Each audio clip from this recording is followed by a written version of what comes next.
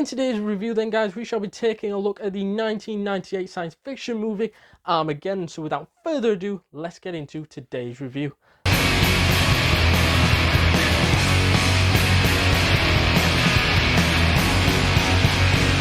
So I thought then that this science fiction movie hit a home run and is probably one of the best space movies of all time. And I think, to me, it ticked all the boxes of one of the greatest movies, as it had a damn good plot, star-studded actors and actresses without a shadow of a doubt, and it had a unbelievable end scene, and it had a great ending, great beginning. It was filled full of suspense and thrill, and to me, that's what you want from a movie like this. And I don't believe I watched that many space movies that were as entertaining as this was.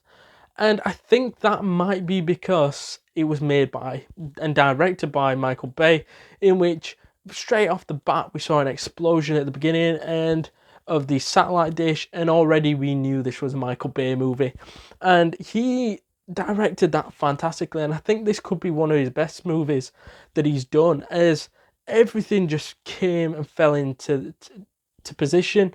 I think there was a friendly mix of comedy, there was a mix of seriousness at times, suspense. We saw everything in this movie. And I think that's what you should be seeing in a movie of this caliber. Moving on, I thought his fingerprints were all over this movie, just with the actors and actresses involved, as we saw the likes of Bruce Willis, Billy Bob Thornton, we saw the likes of Liv Tyler, we saw Will Patton, Steve Buscemi, Owen Wilson, Peter Stormare, William Fichtner, Clarke Duncan, just to name a few, Keith David. There was some absolute right names within this mixer, and to me, just to get a tune out of all these, give them enough airtime.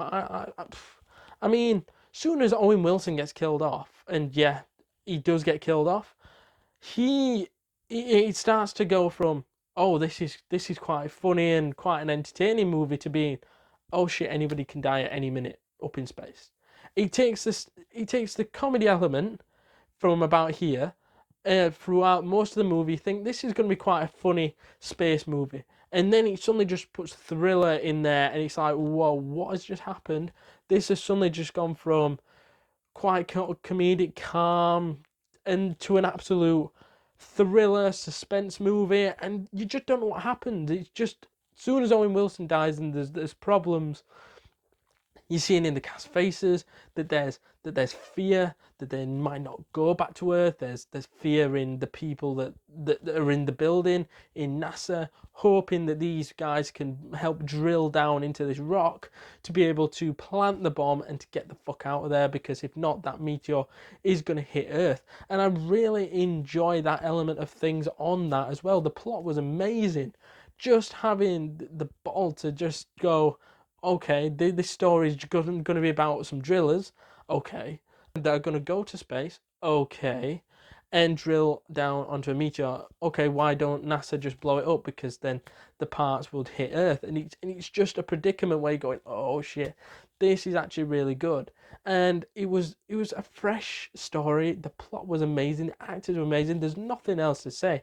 It is an absolute masterpiece. Moving on, I thought that the ending was sensational. Harry's death was probably one of the best we've ever seen in movie history. And not just because Aerosmith do it in their music video for I Don't Want to Miss a Thing, and that song's amazing, by the way, which we'll get onto just after this, but I think that not only does this movie moment etch itself into film history, but it's just the way it happens, is he sacrifices himself for Earth and for the people that are in that spaceship to be able to get back. And he did it in just the last few seconds. I think it was in the last 3 seconds, where if he didn't manage to blow it up by the 3 seconds or whatever, that were it. It was never going to blow up because it had to divert around the atmosphere. And if he didn't do it in so long, it was going to hit Earth. And I think that element of things, that pressure, that thing of him stumbling, the ground is shaking what he's on the meteor, and he's trying to press that button and it's just not happening. You're feeling for the characters and you're feeling for that moment, and when you see it, it's like, bosh, and he's done it. And even the just little goodbye he says to his daughter as well, which was amazing. I think that element of things was just tasty, and one of the best deaths. Like I said, I don't think many can even come close to this movie death, as the likes of Iron Man in Endgame is probably the only one that could even come anywhere close to this big movie death, in my personal opinion. On the other deaths, I think Owen Wilson's was fairly good. I think that it was unexpected, and that's what makes a good movie, when someone gets killed off and you don't expect it. And to me, could he have gone on a bit longer? Yes. Did it feel meaningful?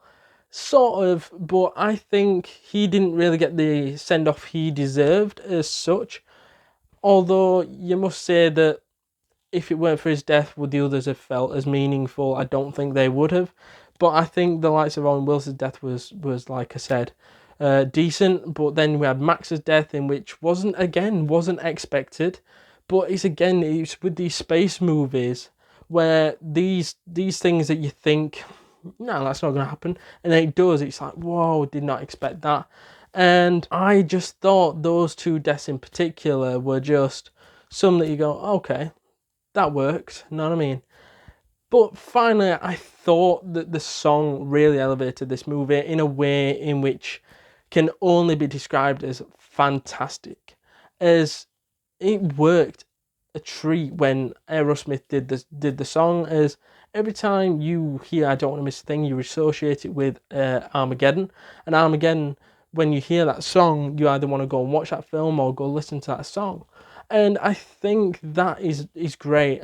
And this is one of Aerosmith's best songs, in my opinion. And to be on this particular movie, it just makes it for me. It's just phenomenal, and there's not much else to say on that. To summarise this movie then, guys, I think that this was easily a 9 out of 10 and a legendary film. So if you agree or disagree with anything I've said in this review, let me know down in the comments down below, please. Also, if you haven't already, hit that like button, hit that subscribe button, hit that notification bell to be alerted to all the new content that this channel creates. And I shall see you guys in the next one. Laters.